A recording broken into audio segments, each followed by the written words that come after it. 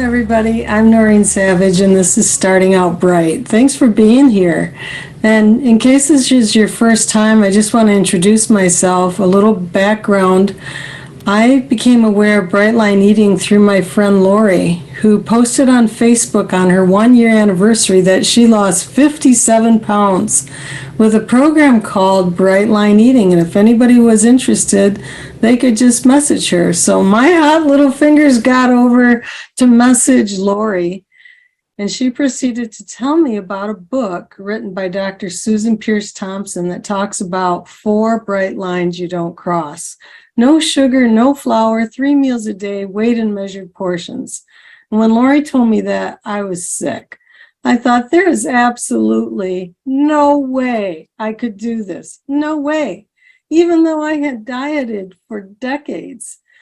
But I really liked Lori. We went together for lunch, and she proceeded to tell me more about the program. And by the end of that conversation, she convinced me to do 2 things: get the book and get into a private group called We Eat Bright with Lines. It's still going strong on Facebook. There are many groups, many thousands of people in groups. One of the groups that's associated with these Zoom chats is Starting Out Bright. It's a private group, but there are many others. And so I got into that other group, and I just sat. And I watched, and I read, and I listened, and I saw story after story of people losing weight, not just a little bit of weight, a lot of weight, like 50 pounds, 100 pounds, 150. And for the first time in a long time, my heart felt hope, because where I was a lot of pain. I am 5'2". My high weight was 270 pounds. My feet were swollen for at least a year. I had excruciating pain in my knee. I snored every night, waking up my husband, sleep apnea, neuropathy. I knew diabetes was right around the corner waiting for me. And so I was in pain. And I thought, I will try one more thing, one more time. And so I did. And I made myself a promise that if I lasted 1 year, I would do what my friend Lori did. I would post on Facebook, and I would help anybody I could. Well, the year came up in July 2020, and I'm a Christian. I get ready to post this big post that I've lasted a year, and I've lost weight. It was 56 pounds my first year. And I felt God tell me, Noreen, you can do more than that. You could connect people by Zoom. Here we were in the pandemic, and it was a time of connection through Zoom. And so that's how this got started. And one by one, the miracle part is people who will answer a complete stranger and agree to tell their story. So tonight, we have Kathleen Braden in the house. She's taking one for the team. Thank you, Kathleen. Welcome. How are you tonight? I'm doing great. Doing awesome. So tickled to get to be on your little Zoom meeting here, Noreen. I've watched several of your interviews that you've done of other people, and they help me. They inspire me, and it's a very beautiful thing that you're doing for us. Thank you. Well, my prayer is always at least one person will be touched, and I know that will be true tonight. Kathleen, I'm so grateful you're on, and we got a chance to talk the other day. You have an incredible story. If you could just kind of walk us into where you were coming into Whiteline Eating. You can go back as far as you want. What brought you to do something so drastic? Yes, well, a quick backstory. I was raised with 5 older brothers and a mother that was obese. And needless to say, I did not know how to eat properly. And it was grab and get as much as you can get, because if you didn't get much. And that was how I was raised. And I've always struggled with my weight ever since I turned 12 and learned how to make cookies. I started binging. I didn't know I was binging, but my daddy loved peanut butter cookies. And so I learned to make them, and my brothers loved them. And I would just get so much love and validation from baking goodies for all of that, siblings and from my dad. And so that's what launched me in that unhealthy way. And then I just was a roller coaster dieter. If I wasn't losing, I was gaining. And all I knew to do is eat as little as I could eat. So basically, I was starving myself. And So it's either baking or starving. baking or starving. And I've lost at least 500 pounds over my lifetime, and raised, my whole family, all my children with my eating disorder. Really was what it was, an addiction to sugar and flour. And go ahead. Yeah, when we talked the other day, I think that, and you kind of hit on it just a second ago, that you were feeling the love. You see the sunshine coming in. We're going into our evening here, but you were feeling the love from this recognition with what your service was to them, right? The peanut butter cookies. And I think that's a common thing, like what you get noticed about, you want to do more of, right? And you were doing that in a good way. And you were spreading the love. And feeling this identity that carried through. Yeah, that is the truth and my truth. My mother was a 50s stay-at-home mom, housewife mentality, and baking beautiful meals for all her boys that loved to eat. And I just was all part of that. And so it was good to kind of analyze my story and think back. And it helped me have more compassion for myself and a little less judgment. Yeah. And so how I found Whiteline Eating was my daughter had lost 35 pounds, and I hadn't seen her for a couple of months. And she looked so great. And I was like, Rochelle, what are you doing? And she told me Whiteline Eating. And she said, Mom, come back tomorrow, because I wasn't able to stay at that time. Come back tomorrow and I will fix you a Whiteline Eating lunch. You won't believe how much food we get to eat. And I said, okay. And so I came back and she fixed me a beautiful lunch. And the food was, I could not believe how much food it was. I could hardly get it all in. And I said, Rochelle, I can't believe that you're losing weight eating this much food. And she I'm said, curious, do you remember what you had that day? I do. She made a tuna salad and she put it in lettuce leaves. And then she had little tomato slices across the top of that. Then we had, a beautiful bowl of fruit, and it was a big bowl of fruit. And like I said, I ate about 2/3 of it and was so stuffed, and yet it was delicious. It was colorful. It was beautiful. And so before I left her house, I went on Amazon and ordered the little audiobook.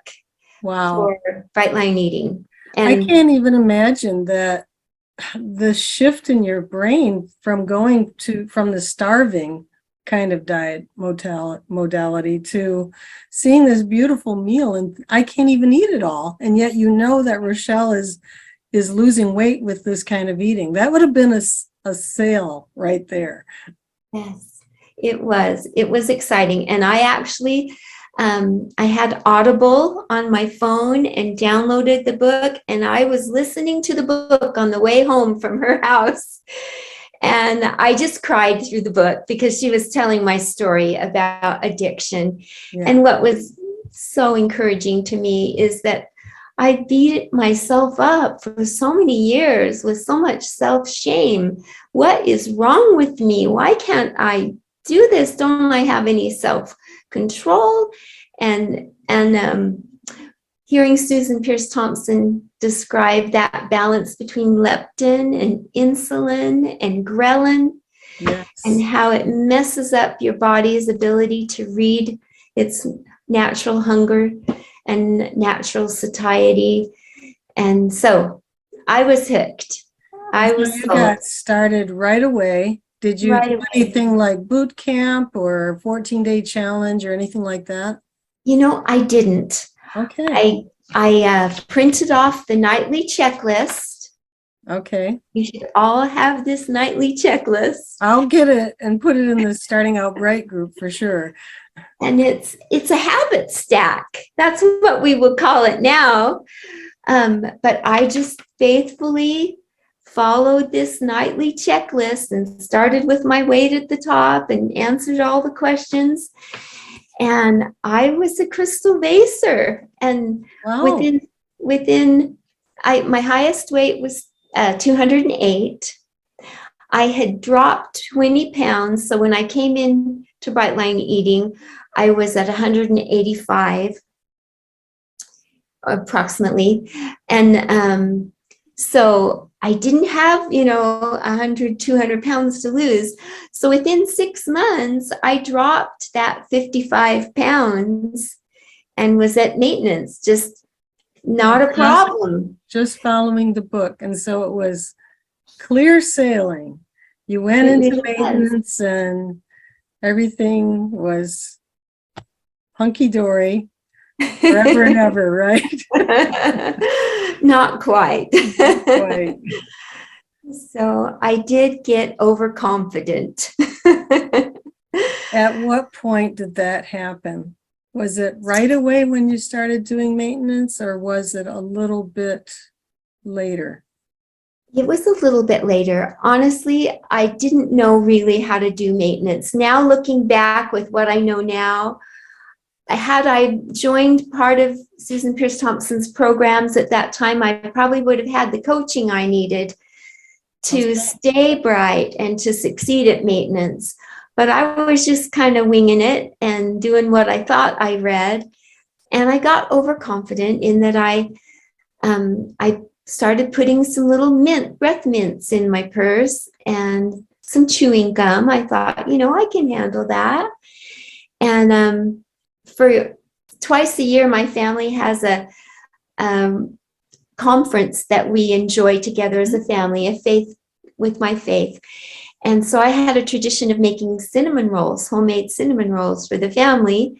And they would come and enjoy these cinnamon rolls. And I just thought, I'll just make myself just this little tiny one. And so I made cinnamon rolls, ate my little tiny one. And for the next 3 days, I had cinnamon rolls for breakfast, lunch, and dinner. Wow. And I couldn't stop. And I was in trouble. I was probably about 3 months into what I thought was maintenance. Yeah. I had stopped weighing my food because I figured, I can tell close enough what that is. One plate rule. And so here I was, in trouble, and my daughter said, "Mom, you gotta reach out and get some support." So I did call a gal that I had met on Facebook that was a dear inspiration to me, because she had been a crystal vaser, and I'll say her name, Shauna Murph. And As a rock star. she is, and I figured, okay, she'll know how to save me. And she gave me fabulous advice, and she said, "You've woke the food monster." And I had. It was a food monster.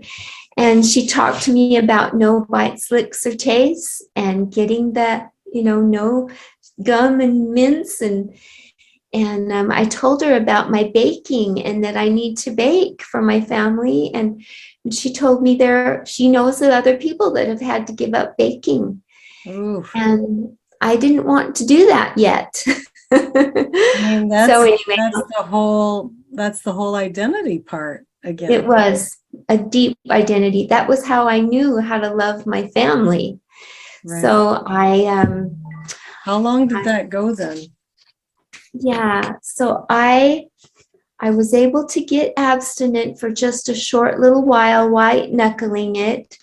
But it wasn't anything Shauna said. It was just the voice in my head was so shaming. What is wrong with you? Now you can't even do it with Brightline Eating. This was your hope. What, just so self-shaming, this inner voice of mine.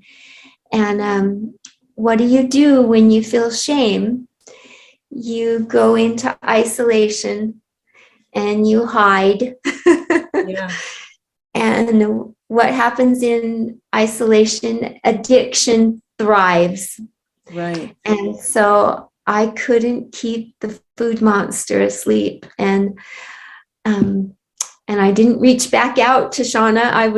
I would lurk on the Facebook page a little bit and kind of see what was going on. And I knew what I knew that I needed to do, but I couldn't make myself do it. And so for a year, it was literally a year, my weight gradually creeped. It took a year and I put it all back on.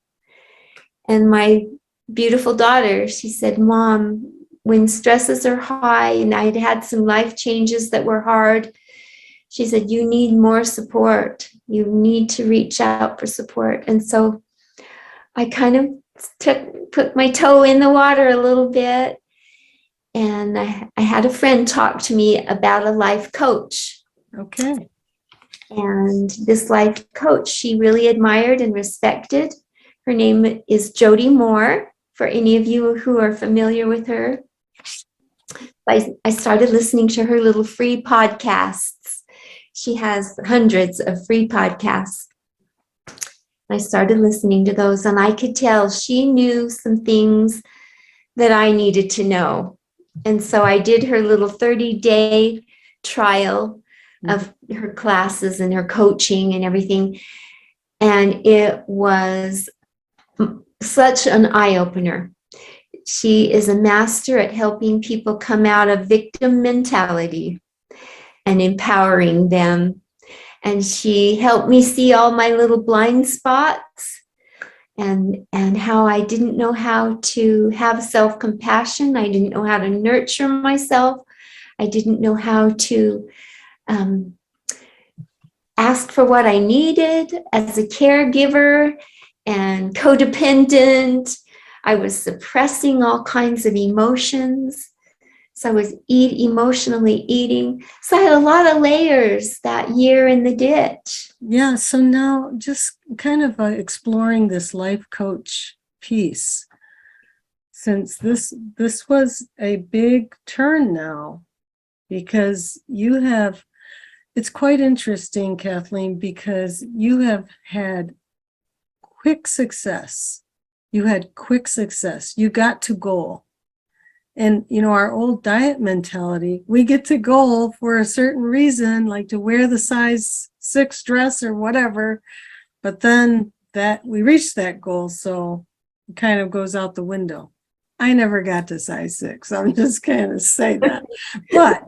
But here you did. You got to goal. Things changed, and you did reach out to this life coach. Do you remember any first aha moment? I mean, she taught you a lot of concepts, but there must have been something that just woke you up, that she did speak right to you. It's something you need to hear. Was there anything in particular that you could share? I would say the number one thing that she is fabulous about is she teaches you how to do what's called a thought download. You can just do it on a blank piece of paper. This is not the journaling for your posterity to read. This is the self-healing, self-nurturing, self-awareness process of just dumping all your thoughts out, all of the emotions that were ugly. I was resentful. I was bitter. I didn't know I was until I started writing it out on this thought download process that she taught me. And she just has you observe yourself for a while. and not be quick to try to change it. Just observe it lovingly, no self-judgment, and have self-compassion. And so that was the first real breakthrough. And I had some thought work. She calls it thought work. I had some thought work I needed to do, and it took some time. I would think that would be almost scary, because in my case, growing up, always being taught to be polite, being taught to be kind, I couldn't naturally utter anything negative about anybody. And so if you have some of those thoughts, it'd be like almost cracking the door open to bad thoughts, almost sinful thoughts, but you're trying to get them out. And it's you're nodding, so I'm thinking that was part of the problem. These things that we're supposed to be putting on a happy face, but inside we're dying and crying for whatever reason.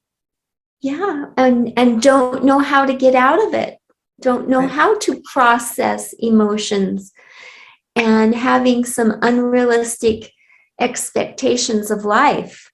Mm-hmm. Something must be wrong with me because other people appear at peace and happy, but I hurt. I have inner pain, but I was a good pretender. Right. And so now you are starting to unlock this information, pouring it on paper. What was the next step? There had to be a next step for Jody too. Yes.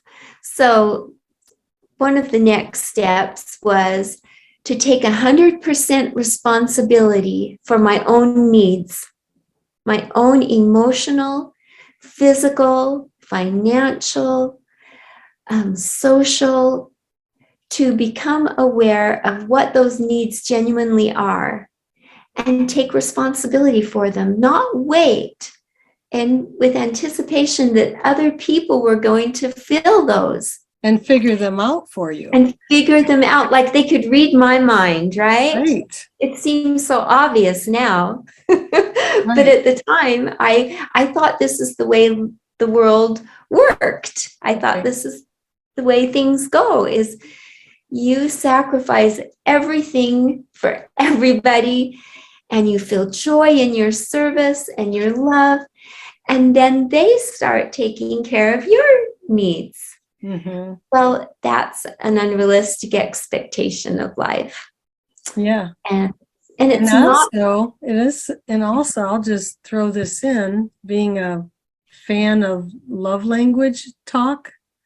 And I mentioned this the other day right away. I'm like, is your love language service by chance? And it is. Definitely. Usually that means you expect other people will have service towards you. Just as if yours is words of affirmation and you are good at complimenting people, building people up, you think they might do the same for you. But that's not always the way it works. And that's maybe not their love language. That's not what they're expecting, but they would love it for you to bake cookies for them, So when you're speaking each other's love languages. But anyway, so taking 100% responsibility, how did that go? That had to be not an overnight success, or was it? Yeah, it was really actually quite fun, because I had never really cooked for myself other than binged on the baking stuff. Okay. And I learning to speak up and say what my preferences are. It was a little frightening at first, but when I did it, I was so pleasantly surprised how my loving family were, just right there and wanted to have been asking me, Mom, what could we do? Or how could we help? Or, what do you need? So it was a beautiful change, a beautiful transition, and it was a happy transition. And my dear husband, he is such a loving and giving and good man. And so when you don't tell what your preferences and needs are, you're really kind of not being honest with your companion. And how do they have a chance to succeed for you in that way if you're not sharing those things? And so, yeah, he's been fabulously supportive, and food is his love language. He loves to eat, and I'm sure it's a large reason he married me. And if you ever see a picture of him, you see how much love I've given him. That's awesome. He's very loved. But that does beg the question about your baking, though. Yes. What happened with that? Yes. So we had some little transition that we needed to make in that area. And we've settled on something that works wonderfully. He goes and gets the baked items that he would really like to have. And the family, when we have family gatherings, we have a large family, they bring those things. They don't expect me to make them. They don't expect me to serve them to them like I used to. I have 100 other ways I love my family. And it's not baking them. And there's no hard feelings. And no hard feelings. They're all so proud of me. They are my greatest cheerleaders. And my dear husband will put those goodies in his office, or he'll put them up high in a shelf with it closed. He doesn't leave them out on the counter. And that works. That works for me. If for some reason in my brain, and we all have different brains, so you got to do your thought work, do your download, find out what your brain is. But if I don't make it, it's not attached to my self-esteem, and I don't have to serve it or eat it, or because I didn't make it. Yeah. And so it worked. And it's even looking like almost non-food to you anyway, after all this time, right? I mean, in a way, yes. It does change. Non-food. It is non-food. I had heard somewhere somebody say it gets, because I don't smoke and have never had a desire to smoke, they said it gets to be where it's like a pack of cigarettes on the cupboard. Yeah. And that is exactly how I feel. Not only is it not intriguing to me, it's repulsive to me. It's like I feel pain. Yeah. You wouldn't think of having it. Yeah. The other day, you brought up a different concept that you introduced to me that I found just fascinating, the urge jar. Could you explain that? Because I thought that was a great tool to use. It has been, and it was a real breakthrough for me. After doing all this thought work and emotional work, I reached a point where I was not having as many emotional urges. Okay, so an urge can be an emotional wave that comes in and triggers you to eat. But there is that sugar and flour urge, is like a big wave that comes and crashes in on you. And I realized I was feeling fear and shaming myself for having an urge, and tensing up and having anxiety about it. And so these urges were very, very painful. And Jody Moore shared an awesome technique that her teacher taught her. And her teacher is Brooke Castillo. If you've ever heard of Brooke, she has free podcasts available as well. And there is this free podcast called The Urge Jar. So you can all look it up and listen to her. I'll put it in the Starting Out Bright group too. I'll put a link to that. And so this was the key point that finally launched me back to abstinence. So I had worked through being able to emotionally process my emotions. Now I needed to get abstinent. So the urge jar goes this way. When you ride that wave of an urge and you don't give into it, you take a jar and put a marble in it. And the goal is to get 100 marbles in a row in your jar. So that's the goal. Now, I I didn't have a jar and I didn't have marbles and I didn't want to wait after I listened to this awesome little podcast. So I just started doing a little tick on a piece of paper. You know how you do 4 and then cross for 5 and 4, cross for 5. Well, I'm in my mind thinking, oh my gosh, I have so much food chatter. I might have 200 food chatters a day. Let's see how many there are. And let's get our head wrap around this getting abstinent again. And so my first day, I had 18 urges, waves, walking past the M&M bowl at work or the goodies, my work environment. There's so much goodies we share like family. Mhm. And 18 of them. And it was exhausting, but I white knuckled it and I wrote down my little tabs and I was going to get my jar and put my marbles in. Well, the next day, did the same thing. I had 15 urges. And I was like, oh, hey, I did it. 2 days in a row. Yeah. Abstinent. The third day, there was only 8. Man. Fourth day, there was only 5. The 6th day, there was only 3. And I'm like, oh my goodness, I can do this. I can do this. I can handle 3 little urges a day if that's the worst it's going to be. And I called Shauna Murph back on the phone. And I said, Shauna, I can do this. I'm abstinent. Will you help me when I get my weight back off and I get to maintenance? Will you hold my hand through maintenance so I can do it right this time? And she said, I would love to, Kathleen. Well, I'm a crystal baser. Once I get everything lined up again, and within those next, it took 7 months to get all the weight back off. And then Shauna Murph helped me land the plane, how to do that right, supercharge my metabolism. That's so fantastic. Let's I never got to 100 urges. I didn't need to count them anymore, but I did do them all in a row, see them decline, and get my confidence. And it back. was just a total breakthrough for you. It was. It was seeing that you could do it. You know, I tried this the other day after we talked. I'm like, I'm just going to see what this feels like. And I was at work when I decided to do it. And I had a few pennies and I just would put them from one pocket to the other. And I just in the short time, you know, and I've been doing this for almost 3 years, I had 3 urges that I recognized at work.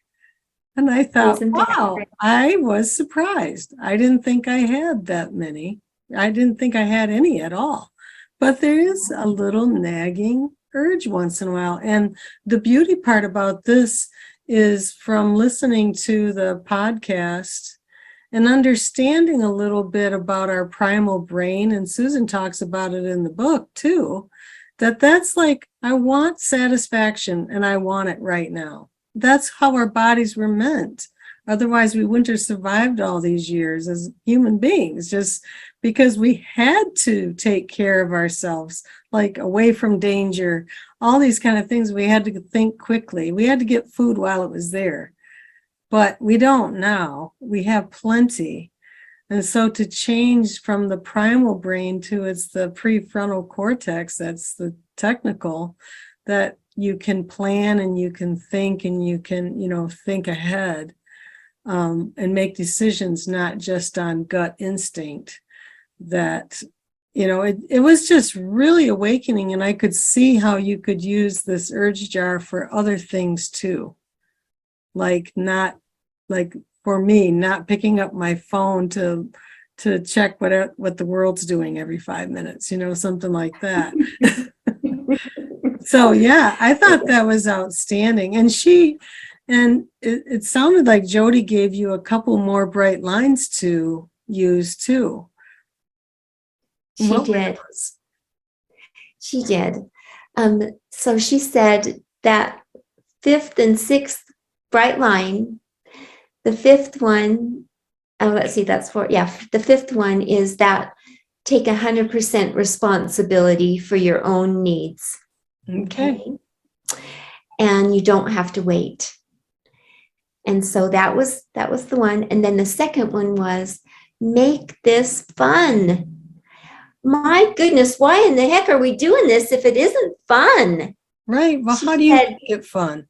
yeah, she said, you be the fun. You look for the fun.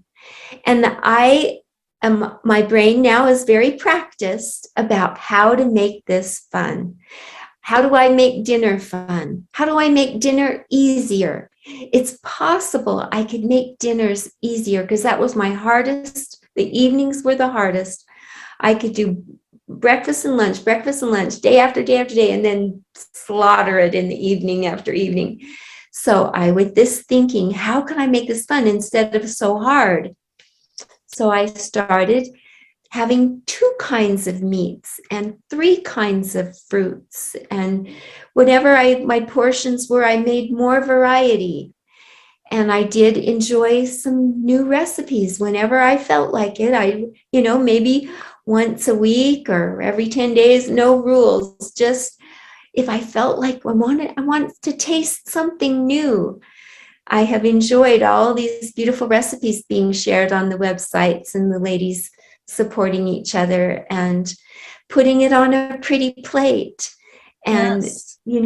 adding a little bit of lemon powder to my water or a little bit of mint flakes to drink my water, and find a favorite drinking glass. And when it's the chocolate holidays, instead of chocolate, I'll buy a new lipstick, or I'll get some new polish, or I'll have a new blouse. Taking care of me and making this fun, it has just been a delight. I've been in maintenance for 2 years now, Well, let's and talk about that too. I've never been able to hold my weight down. I bounced at 150 once or twice and then started climbing up again. But I've maintained 135 pounds for 2 years. I'm 133 right now. It's And amazing. I would have never believed it. And my taste buds have changed. I can taste the sweetness in everything. My carrots and peas are almost too sweet. Corn on the cob is almost too sweet now. And that's where you want to get. You want to get those taste buds down regulated. You won't even feel like you're giving up sugar now. And that's where it's at. Well, and the food that we eat is so beautiful. It's so colorful and it's abundant. It's not like the starvation mode that you experienced or many of us have, as we were trying to get ourselves in check with trying to get it under control. But now I'm curious, when you went back to Shauna for the maintenance, how did she help you land the plane? What were the top things that you were doing differently this time? Well, she wanted me to commit my food. Okay. And she wanted me to no bites, licks, or tastes. And she wanted me to tell her what, had I made any ads yet? And I hadn't. I wasn't eating my morning grain every morning. And so she said, well, that's where we're going to start. Let's make sure every morning. Let's get automaticity, Kathleen. If you're ever going to succeed at this for a lifetime, you've got to get your automaticity really locked in. Mm-hmm. So the little bits of things that I maybe didn't always measure my salad dressing, or, some of those little things, I tightened that right up.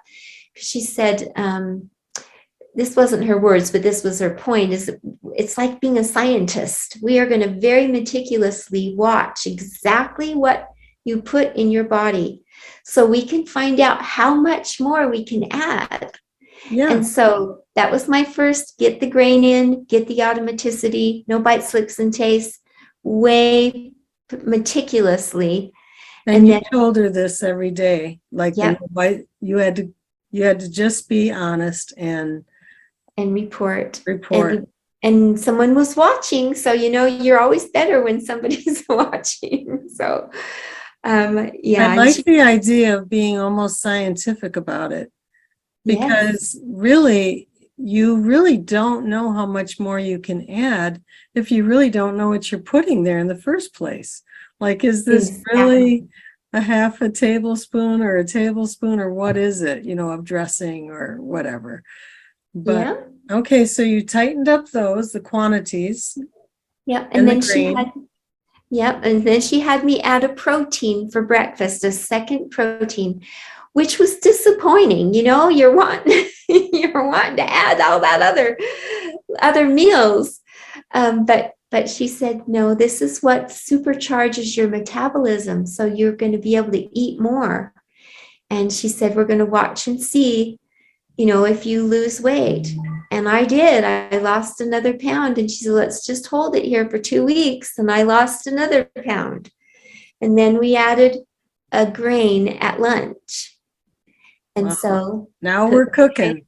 now we're cooking. Now this is getting really fun. So added that grain at lunch and we waited a week and I lost a pound and I lost another pound and my hunger was increasing. And Wow. she said, that is the perfect response. That is telling us your body knows that you are right getting to the end of what its healthy weight is. That's amazing. Really, you're adding more food and you're feeling hungry. Yep, it was. And she said, your textbook, Kathleen, your textbook. This is exactly what we want to see happen.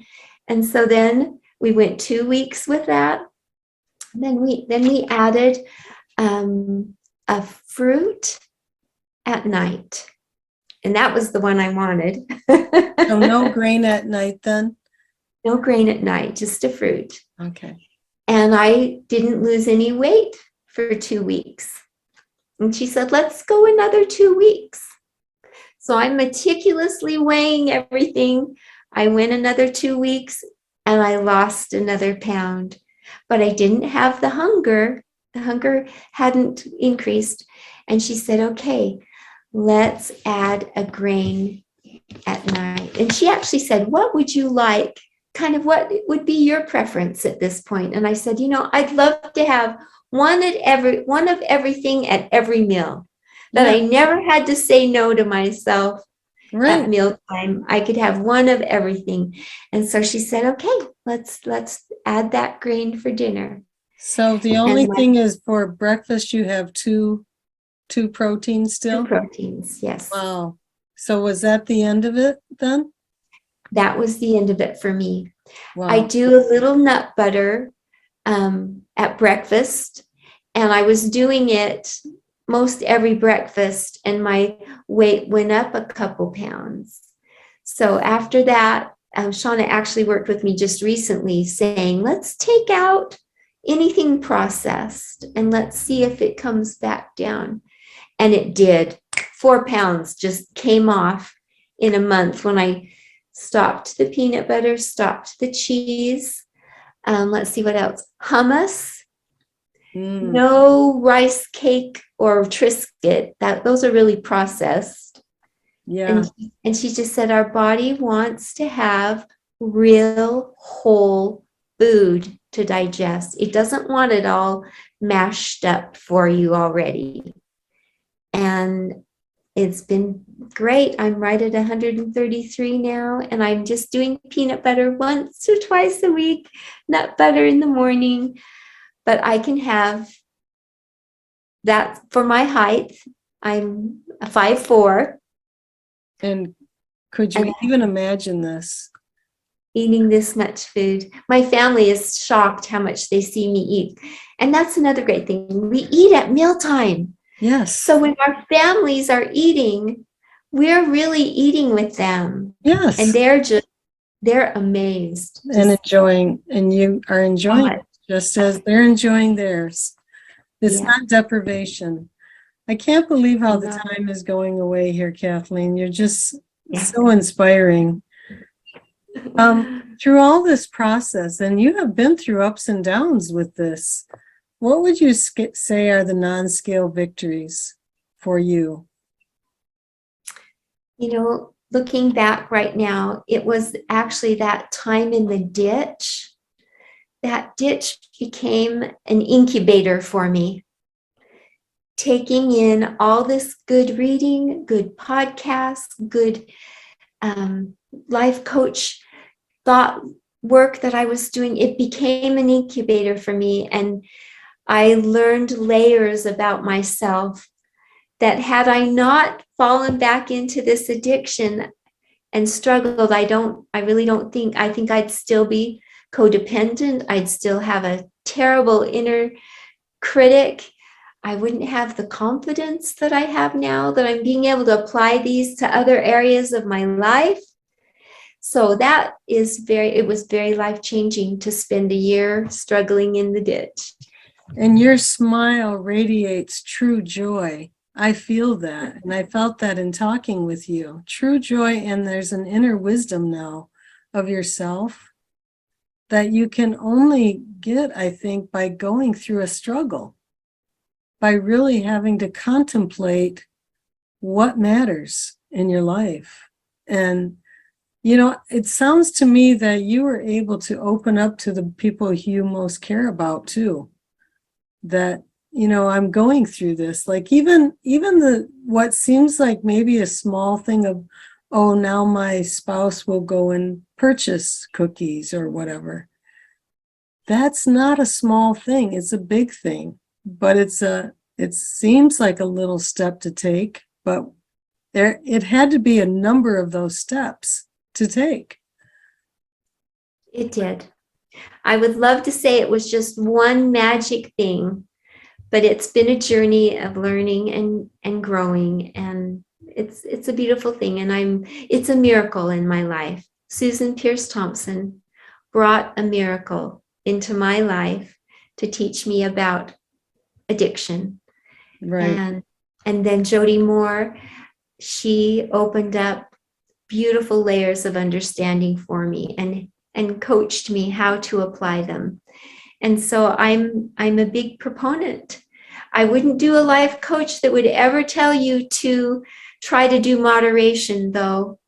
And Jody Moore didn't do that. She said, you're either a moderator or an abstainer, and you need to know, and you need to figure out which you are. And she's all about, once you know, then you write down your food and you stick to your plan, and you lovingly have compassion for yourself when you stumble.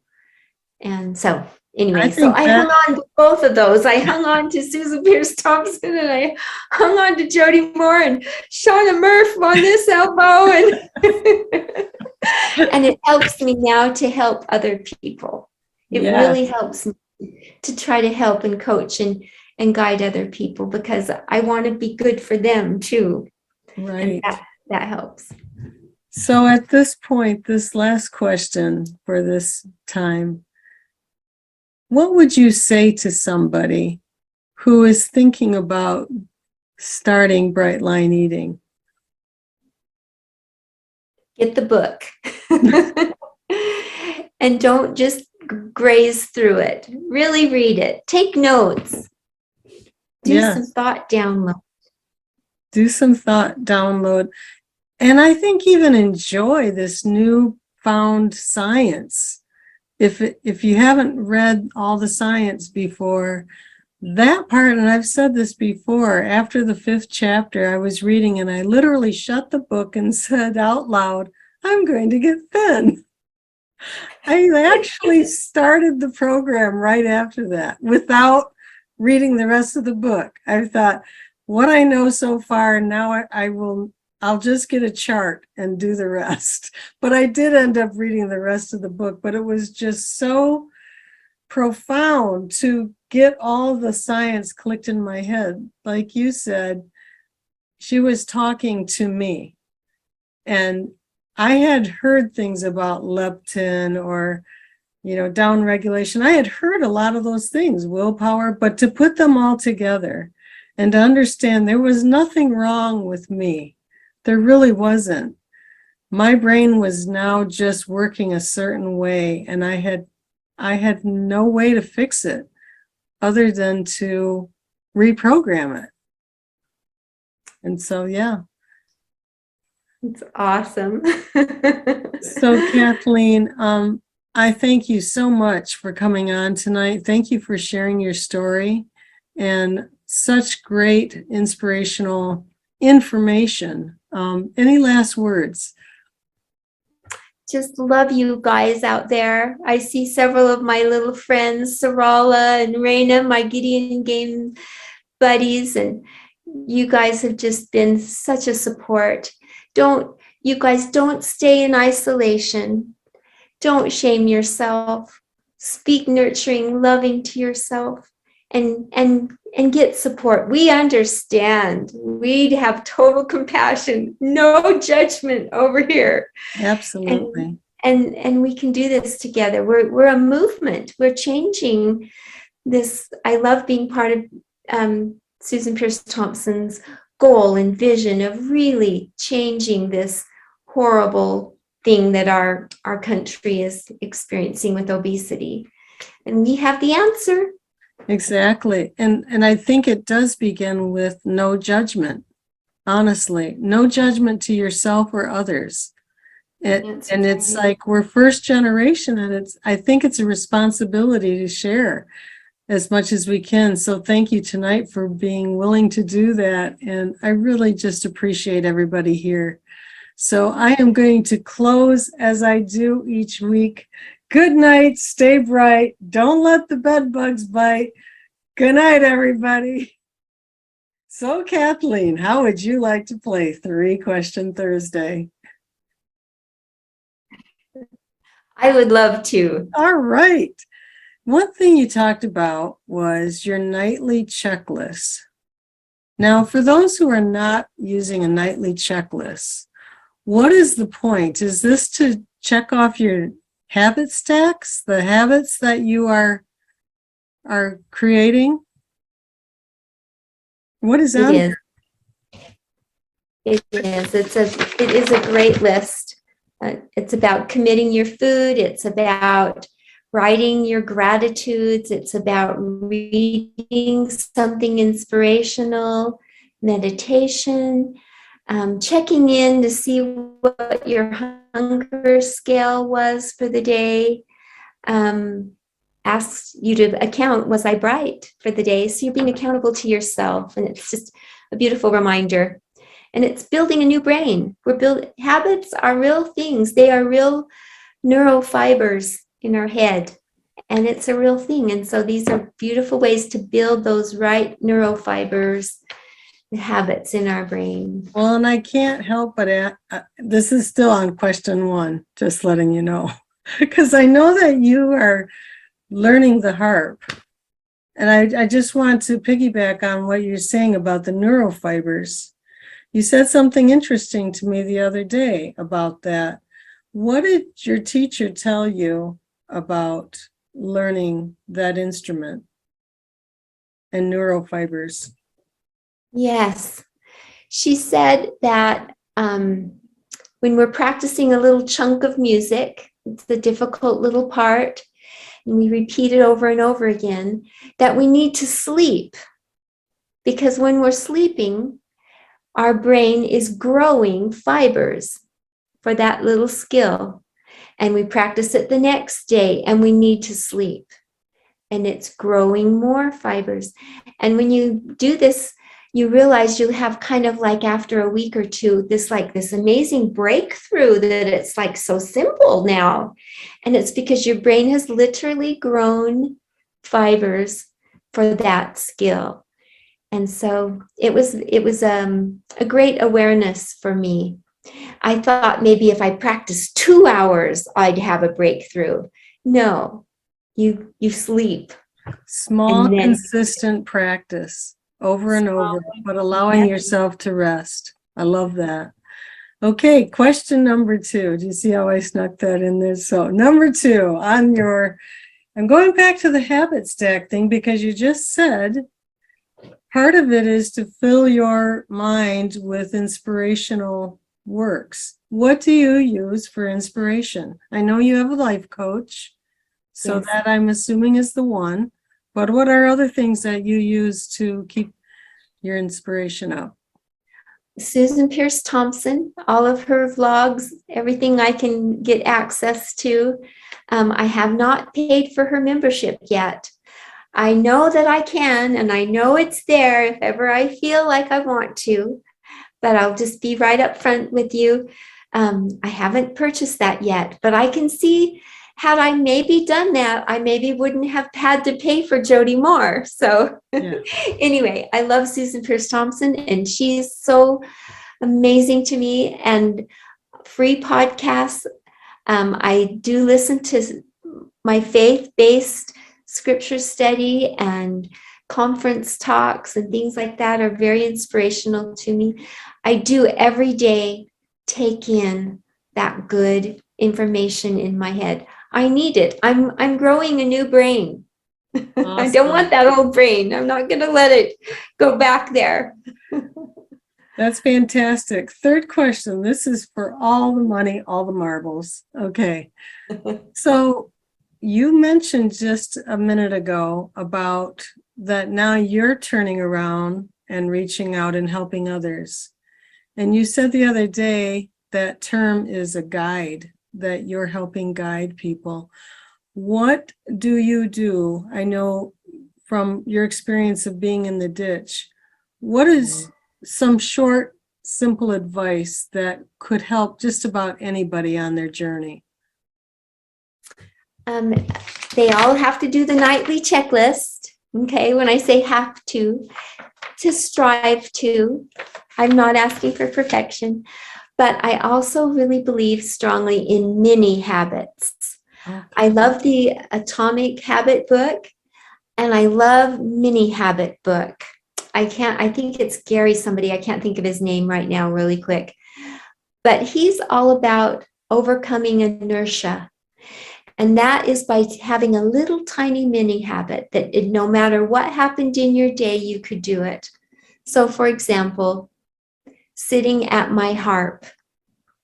So he said, your goal is not to play harp every day. Your goal is to sit at your harp every day. And by doing that little tiny motion, I'm like, okay, I can do that. You end up practicing. I'm sitting at my harp. I love it. I want to practice. So same thing with this is I have them do their nightly checklist, okay? And they don't have to be perfect at it, but they're going to read those little check-in questions every day and report. That's a mini habit. I didn't ask them never to eat a bite of food off plan. I didn't ask them to, make freezer meals or bulk cooking or all of these rules. But by just them doing that nightly habit every night, they're bringing in these other actions because they've overcome inertia and they're reporting it. So there you go. We could keep going, but the time is up. So Kathleen, thank you again so much for telling your story. And thank you for playing 3-Question Thursday. It's really been a wonderful night, and I appreciate you so much. So Thank you. good night, everybody. Stay bright.